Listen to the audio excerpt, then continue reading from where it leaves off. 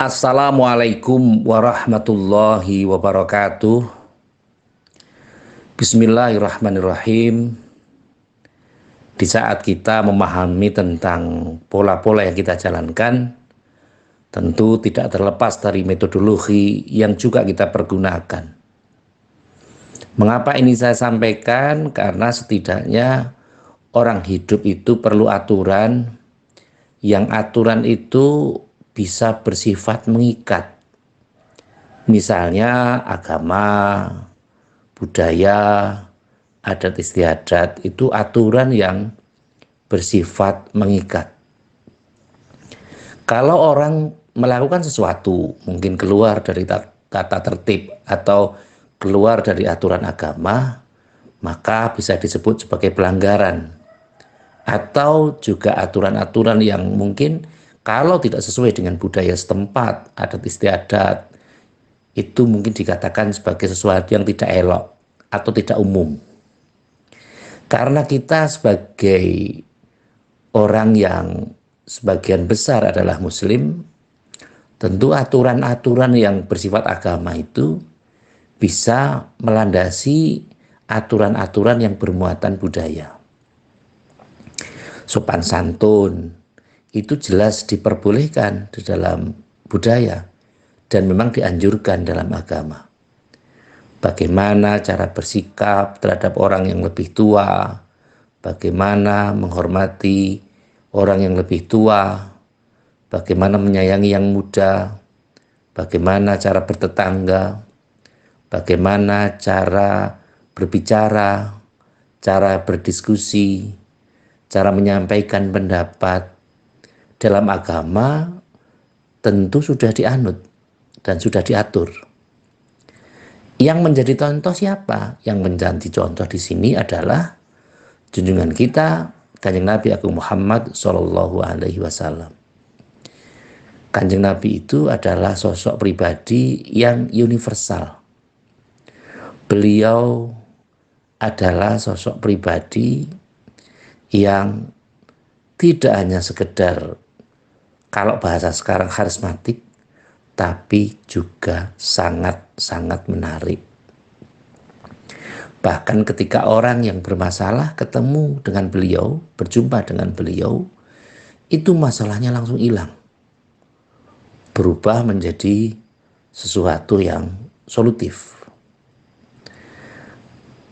Kadar-kadar seperti ini harus dimiliki oleh setiap orang yang ingin menjadikan dirinya sebagai public figure atau sebagai orang yang akan diikuti oleh banyak orang. Karena ketika kita meminjam bahasa psikologi, ada namanya stimulus, ada respon, ada aksi, tentu ada reaksi.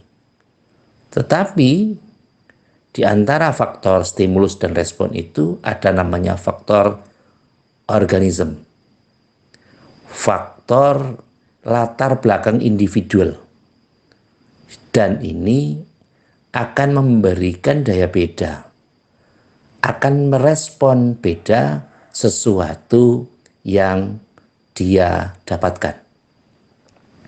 Seseorang yang mempunyai latar belakang ekonomi atau pendidikan ekonomi atau pendidikan psikologi atau pendidikan visipol misalnya, itu akan berbeda sekali ketika orang yang tidak mengenyam pendidikan sama sekali. Baik cara meresponnya, cara menanggapinya, atau yang lain. Itu namanya organisme. Satu kondisi antara satu orang dengan orang lain mungkin persepsinya berbeda. Dan pada akhir-akhir ini kita itu tidak siap untuk berbeda. Tidak siap untuk bertemu orang-orang yang berbeda pendapat. Kalau berbeda pendapatan mungkin masih bisa dikondisikan. Karena permasalahannya mungkin di leger gaji, di struktur gaji, atau di struktur yang lain ya, ada tanda bukti penerimaan dan sebagainya, dan itu institusional sekali. Tetapi ketika kita berbicara tentang bagaimana pendapat yang berbeda, tentu harus diperbanyak dengan juga referensi. Seorang yang mempunyai referensi yang sedikit, tentu sudut pandangnya akan berbeda dengan orang yang mempunyai referensi yang jauh lebih banyak. Di sini jam terbang akan berpengaruh terhadap apa yang disampaikan dan siapa yang menyampaikan serta faktor apa yang akan disampaikan.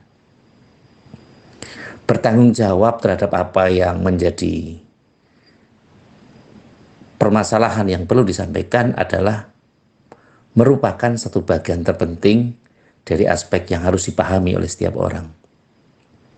Seorang yang bergerak dari sisi religius, agama, tentu sudut pandangnya jelas, yakni agama. Tetapi mereka tidak bisa berpikir dengan pikirannya. Mereka tentu harus mempunyai banyak sanad keilmuan. Lebih tepatnya adalah mempunyai sudut keilmuan yang tepat. Siapa gurunya, siapa yang mengajarinya, dan seterusnya, sampai dengan sumber terakhir.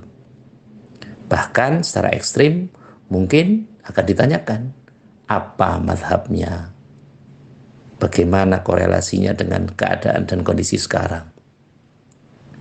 Karena kalau kita memberitahukan sesuatu hanya berdasar pada ego kita, dan kita tidak membaca data, tidak mengetahui sejarah, tidak mengetahui realita, dan tidak mengetahui fakta yang ada, tentu ini akan menjadi sesuatu yang naif.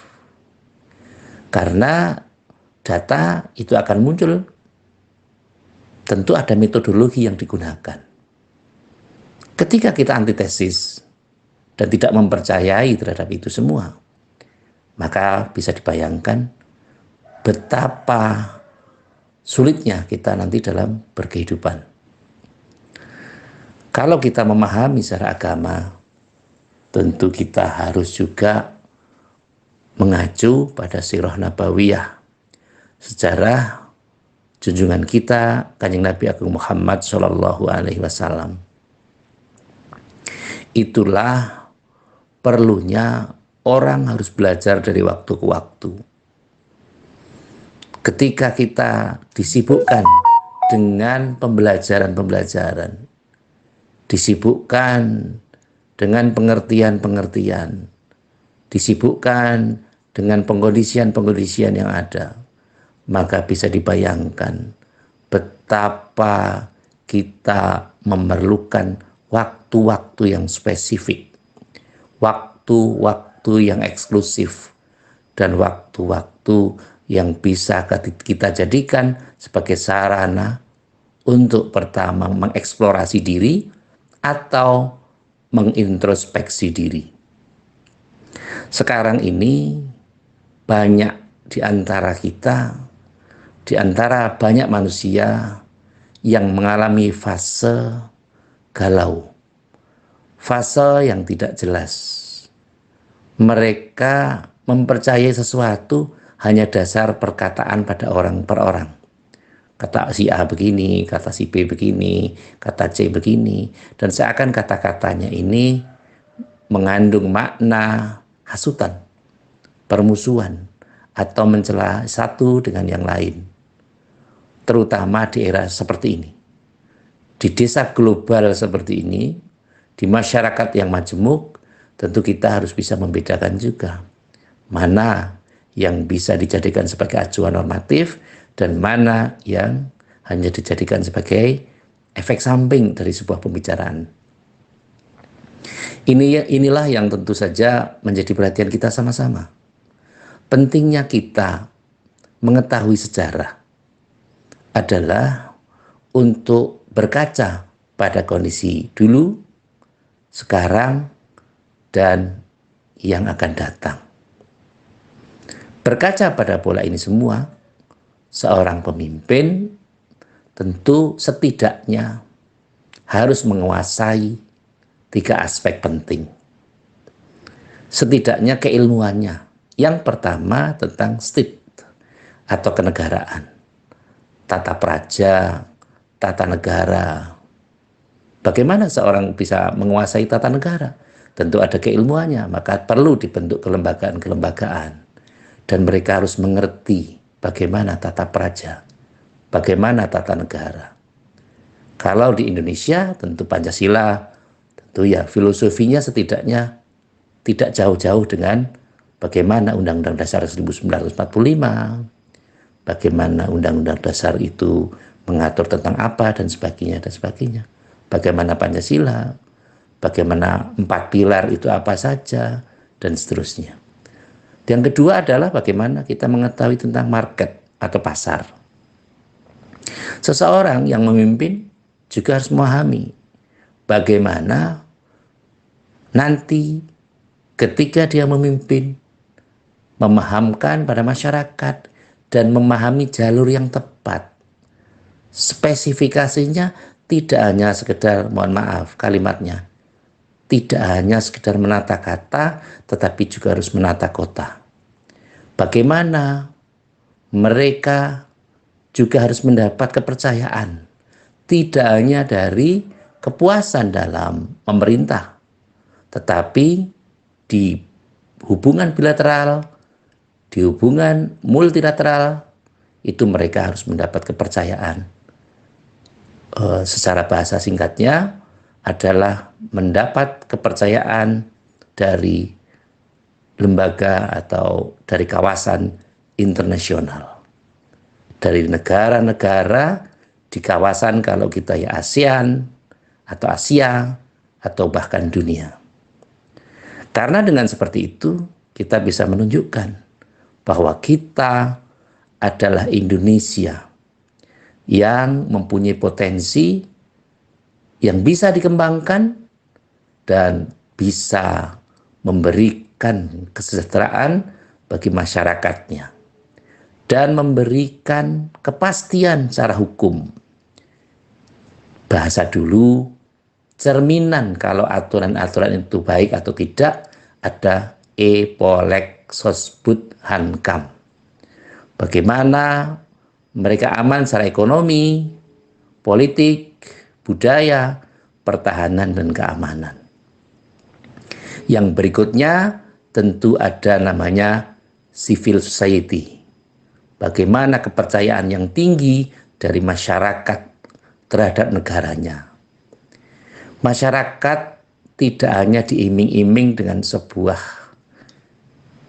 kapasitas, sebuah janji, sebuah potensi, tapi mereka perlu juga mendapatkan realitas, mendapatkan fakta-fakta yang memang jika dilanjutkan nanti seperti ini, jika dihentikan maka seperti ini, dan seterusnya dan seterusnya.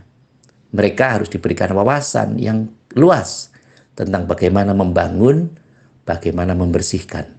Kalau membangun mestinya dari bawah ke atas, kalau membersihkan harus dari atas ke bawah. Sehingga potensi-potensi ini layak dikembangkan, layak dimanfaatkan dan dikondisikan.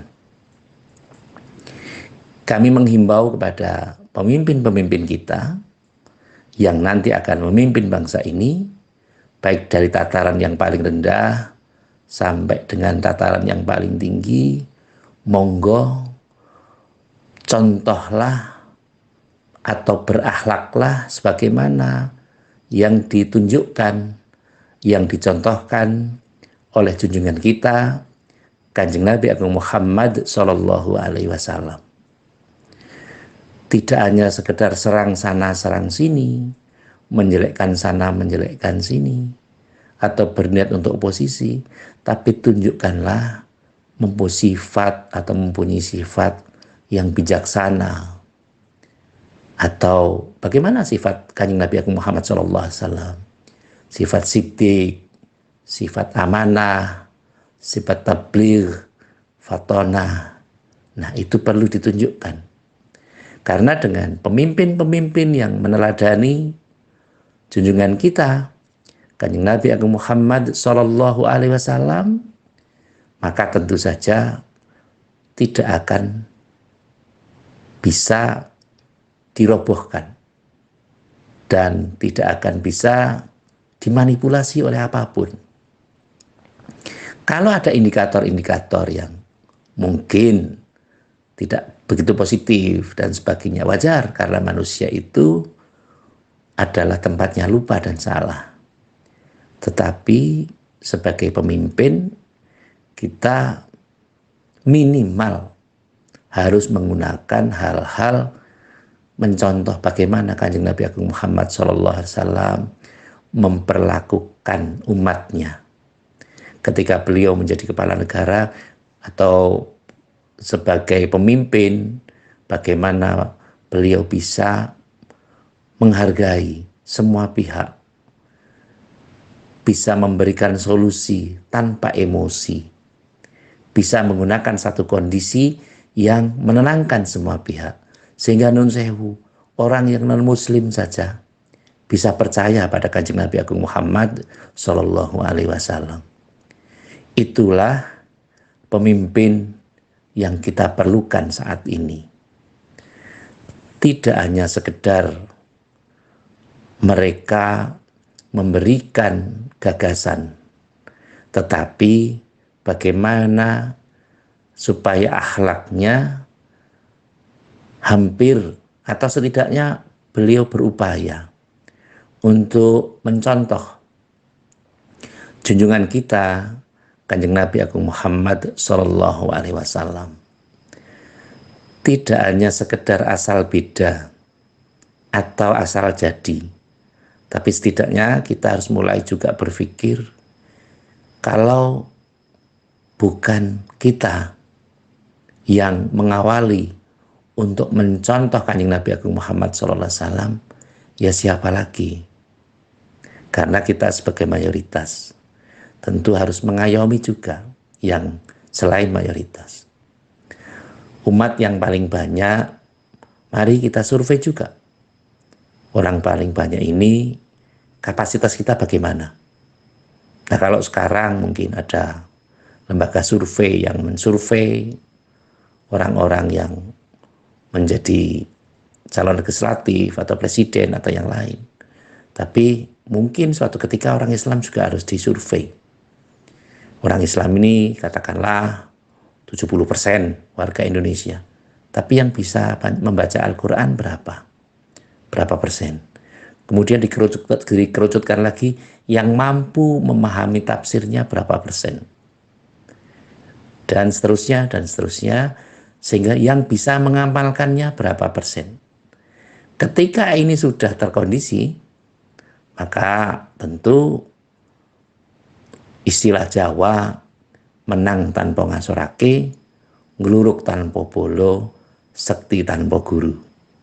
Kita menang tapi tidak merasa mengalahkan siapapun. Kita mengklarifikasi tapi dengan retorika, dengan keilmuan, dan tanpa harus menumpahkan darah satu dengan yang lain. Kita mempunyai karisma, yang karisma itu diberikan oleh Allah Subhanahu wa Ta'ala tanpa kita memerlukan pasukan-pasukan tertentu. Inilah yang kita harus pahami sama-sama. Merawat dan bertanggung jawab terhadap generasi-generasi selanjutnya perlu dilakukan. Berpikir dengan arif dan bijaksana juga perlu dilaksanakan. Karena ketika kita melakukan sesuatu, tetapi kita tidak sesuai dengan apa yang menjadi pembahasan atau keilmuan kita, maka tentu tunggu kehancurannya. Artinya apa?